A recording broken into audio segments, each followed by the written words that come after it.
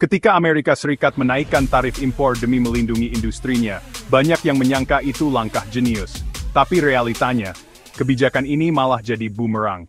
Berikut 10 akibat fatal dari tarif tinggi ala AS yang justru membuatnya terisolasi dalam sistem perdagangan dunia. 1. Harga barang konsumen melonjak. Tarif impor bikin harga barang dari luar naik, tapi yang menanggung beban, rakyat AS sendiri. 2. Inflasi domestik meningkat. Dengan biaya impor tinggi, inflasi dalam negeri melonjak, daya beli pun jatuh. 3. Retaliasi dari mitra dagang. Tiongkok dan negara lain membalas dengan tarif balik.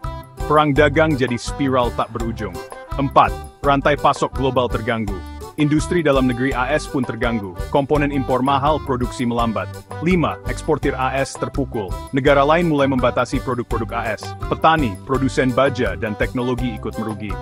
6. Investor global ragu. Ketidakpastian membuat investor global menjauh dari pasar AS. 7. Terpinggirkannya AS dari blok dagang baru. Negara-negara lain membentuk blok perdagangan tanpa melibatkan AS.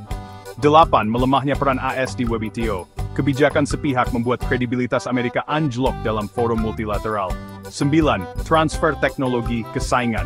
Perusahaan asing pindah ke Asia Tenggara dan India, membesarkan pesaing baru. 10. Isolasi ekonomi yang tak terhindarkan. Dari pemimpin pasar global, AS mulai tertinggal dan terasing. Tapi, di balik isolasi Amerika, muncul peluang bagi negara seperti Indonesia. Saat harga barang AS melonjak, pasar global mencari alternatif. Dan disinilah Indonesia punya potensi besar, lebih murah, lebih fleksibel, dan punya posisi strategis. 1. Pasar terbuka lebar. Produk tekstil, makanan, elektronik dari Indonesia makin dilirik dunia. 2. Relokasi industri global ke Indonesia. Banyak pabrik asing mulai berpindah ke Indonesia untuk menghindari tarif perang dagang. 3. Ruang negosiasi dagang yang lebih luas.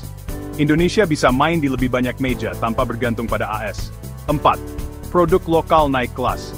Dengan harga kompetitif, brand lokal Indonesia bisa ekspor lebih agresif. 5. Investasi masuk, lapangan kerja tumbuh. Investor melihat peluang, ekonomi bergerak, dan rakyat ikut menikmati hasilnya. Kadang, ketika kekuatan besar mulai menutup diri, yang lincah dan cerdas justru mengambil alih panggung. Indonesia tak harus menjadi Amerika.